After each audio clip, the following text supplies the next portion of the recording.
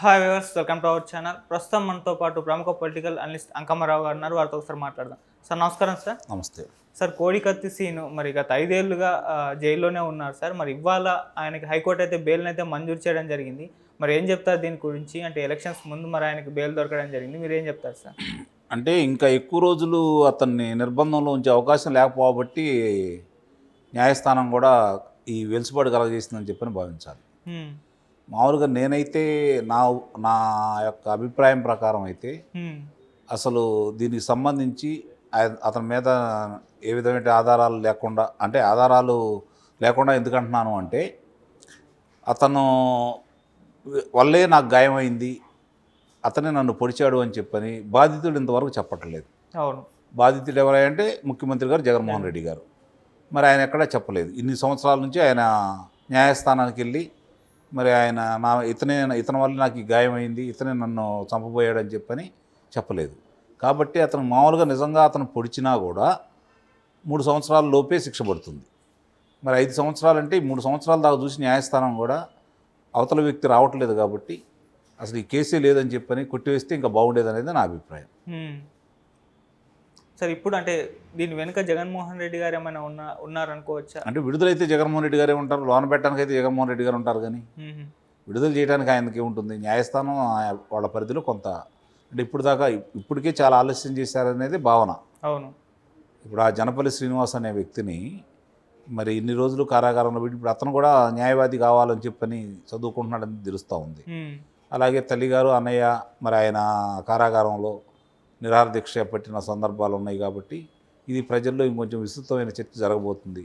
అంతకుముందు నిజమేమో చంద్రబాబు నాయుడు గారే ఇతన్ని ప్రయోగించి జగన్మోహన్ రెడ్డి గారిని చంపించబోయాడేమని చెప్పని మొట్టమొదటి భావించిన మాట వాస్తవమే.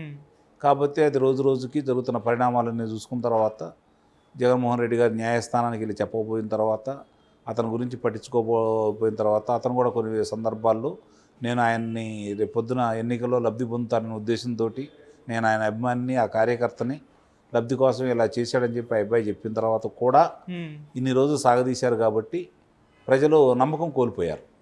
తర్వాత ఈ మధ్య జనపల్లి శ్రీనివాసరావు గారి న్యాయవాది సలీం గారు చాలా వివరంగా అసలు తీసుకొచ్చింది కోడికత్తి లోన తీసుకొచ్చింది ఈ అబ్బాయి కాదు, బొత్స సత్యనారాయణ గారి మేనలుడు అన్నట్టు చెప్పడం కూడా జరిగింది. ఇవన్నీ పరిగణలో తీసుకున్న తర్వాత తనకు కావాలని రేపొద్దున ఎన్నికల్లో అతనికి ప్రజల్లో సానుభూతి రావడం కోసమే ఈ ప్రయత్నం చేశారనేది అర్థమైపోయింది.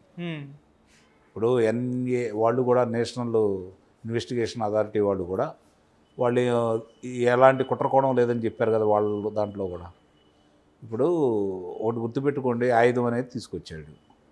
మామూలుగా ఆయుధం ఎక్కడ ఉండదు? కోడికత్తి అనేది కుట్లలో దొరకాలా, అవును, లేదంటే సానబెట్టే వాళ్ళ దగ్గరన్నా దొరకాలా, లేకపోతే కోడి పందాలు వేసే వాళ్ళ దగ్గరన్నా దొరకాలా. మరి ఈ అబ్బాయి ఎక్కడి నుంచి దాన్ని తీసుకొచ్చాడు, ఎక్కడి నుంచి సేకరించాడు? పని అదన్నా ఇంతవరకు ఏమన్నా నిరూపించగలిగారా? లేదు కదా. ఎట్లా? ఇప్పుడు వివేకానంద రెడ్డి గారి హత్యకు సంబంధించి మేము పలాసాడ కొన్నాం, పలాసాడ జరిగిందని చెప్పారు గొడ్డల్ని. మరి ఇలా ఇతను కూడా ఆ పని చేసి ఉంటే ఎక్కడి నుంచి తీసుకొచ్చాడు, అసలు లోనకి ఎలా వచ్చింది, అది ఎవరాధీనంలో ఉంటుంది విమానాశ్రయం అనేది? మరి అక్కడ వాళ్ళకి సంబంధించి ప్రతిదీ వాళ్ళ పర్యవేక్షణలో ఉంటుంది, సీసీ కెమెరాల పర్యవేక్షణలో ఉంటుంది. ఆ సంఘటన జరిగినప్పుడు మాత్రమే సీసీ కెమెరాలు ఎందుకు పనిచేయలేదు? అవును, ఇవన్నీ ప్రజలు ఆలోచించుకుంటా ఉన్నారు. కాబట్టి ఇప్పటికైనా సరే అతను న్యాయం జరిగిందైతే నేనే భావించట్లేదు. అవును, ఈ అభియోగాలను కొట్టివేసి రాలేదు కాబట్టి బాధితుడు మేము కొట్టివేస్తున్నాం అని చెప్పి తీసేసినట్టయితే న్యాయం జరిగిందనేది నేను భావించుండేవాడిని. కోర్టు అయితే ఇప్పుడు కొన్ని కండిషన్స్ అయితే పెట్టింది, అంటే మీడియా ముందు వచ్చి మాట్లాడకూడదు ఏమి అని చెప్పేసి. మరి ఒకవేళ ఈ కండిషన్స్ అన్ని ఎత్తేస్తే అతను ఏమన్నా నిజాల్ని బయటకు చెప్పే అవకాశం ఏమన్నా? అవును, ఈ షరతులు కనుక విధించకుండా ఉంటే అప్పుడు ఆయన మాట్లాడడానికి అవకాశం ఉండేది.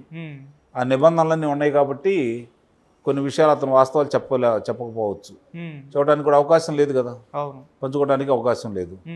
వారం ముమ్మడి వారం రక్షాభట్ నిలయానికి వెళ్ళేసి ఆయన సంతకాలు పెట్టాలని చెప్పారు. మరి ఎక్కడ పాల్గొనకూడదు, సభలో సమావేశాలు ఇలాంటి దాంట్లో దీని గురించి ప్రసంగించకూడదు అనేది ఉంది. కాబట్టి అవన్నీ ఇక పరిగణలో తీసుకుంటా ఉంటే మనం అతను ఎక్కడ ఈ విషయాలు అయితే బయటకైతే రావు. రేపు పొద్దున బాధితుడు వచ్చి నాకు ఇలా జరిగిందని చెప్పేంత వరకు కూడా అప్పుడు ఇతను ఏం మాట్లాడతాడో తెలిస్తే అప్పుడు కానీ అవి బహిర్గతం కావు. అంతవరకు కూడా ఇవి అట్లానే కొనసాగుతాయి అని చెప్పి నేను భావిస్తాను. ఓకే. సో లాస్ట్ టైం ఈ కోడికత్తి ఇన్సిడెంట్ ఎలక్షన్స్ ముందు జరిగింది. సో అక్కడ సీను లోపలికి వెళ్ళడం జరిగింది. అది జగన్ గారికి హెల్ప్ అయ్యి ఎలక్షన్స్లో గెలిచారు. మళ్ళీ ఇప్పుడు ఈ ఎలక్షన్స్ ముందు ఈయన బయటకు రావడం చూస్తున్నాం. మరి ఇది జగన్ గారికి ఏ విధంగా ఏ ఫేవర్లో వెళ్తుందంటారు? ఇప్పుడు మీరు అన్నట్టు ఆయన లోనికి వెళ్ళినందుకు జగన్ గారు గెలిచారు, బయటకు వచ్చారు కాబట్టి ఓడిపోతారు. అంతే జరిగింది. మీ యొక్క ఆలోచన ప్రకారమే నేను చెబుతున్నాను. ఓకే. ఆయన లోనికి వెళ్ళారు కాబట్టి ఈయనకి విజయం సాధించారు. ఇప్పుడు ఆయన బయటకు వచ్చారు కాబట్టి ఈయనకు అపజయం ఎదురవుతుందని చెప్పి భావించాల్సి వస్తుంది. ఓకే సార్, గత కొన్ని రోజుల నుంచి కూడా అంటే కోడికత్తి సీన్ ఇన్సిడెంట్కి వస్తే వాళ్ళు అందరూ కూడా ధర్నాలు చేయడం ఫ్యామిలీ మెంబర్స్ చూసాం. ఆ టైంలో ఆయనకు ప్రాణహాని ఉంది, ఆయన చంపేస్తారు జైల్లోనన్నా కూడా కొన్ని వార్తలు బయటకు రావడం చూసాం. మరి ఇప్పుడు ఆయన బయటకు వచ్చేస్తారు కదా, ఆ ప్రాణహాని అలానే ఉంటుందా? మరి ఏంటి సార్ మీ ఒపీనియన్? ఆయన నోరు తెరవనంత వరకు పెద్దగా ఇబ్బంది ఏమి ఉండదు. నోరు తెరిచి తన సంచలన విషయాలు బయటపెడితే కొన్ని జరగవచ్చు. ఓకే సార్, అప్పుడు ఆయన జగన్ అభిమాని అని చెప్పి చెప్పడం చూస్తున్నాం. మరి ఇప్పుడు కూడా అదే చెప్తారేమో? సహజంగా అభిమానులు మామూలుగా మధ్య రకంగా ఉన్నారనుకోండి, అతని మీద ఎక్కువ ప్రేమ కానీ లేకపోతే కోపం కానీ లేదనుకోండి, వాళ్ళ వల్ల పెద్ద ఇబ్బంది ఉండదు. అతిగా ప్రేమించే వాళ్ళ వల్ల ఇబ్బంది, అతిగా ద్వేషించే వాళ్ళ వల్ల ఇబ్బంది. ఇప్పుడు అతిగా ప్రేమించి అభిమాని అయ్యాడు, అతను జరిగే అన్యాయానికి అతిగా ద్వేషిస్తున్నారు ఈరోజు. మరి అది ప్రమాదమే కదా. అవును. ఓకే సార్, ఓవరాల్గా ఈ కోడికత్తి ఇన్సిడెంట్ ఇన్నాళ్ళు సాగదీత చూస్తున్నాం కదా, ఏం చెప్తారు సార్ దీని గురించి? చూస్తున్నాను కదా, ఆ అబ్బాయికి న్యాయం జరగలేదు. అవును. జనపల్లి శ్రీనివాసుని కోడికత్తి శ్రీని చేశారు. 3 సంవత్సరాల లోపు శిక్ష అనుభవించాల్సింది 5 సంవత్సరాల పై మాట ఆయనకు శిక్ష వేశారు. అవును. మరి ఆయన న్యాయం చేసినట్ట అన్యాయం చేసినట్ట? నిస్సందేహంగా న్యాయం చేసినట్టే కదా. అది నా భావన.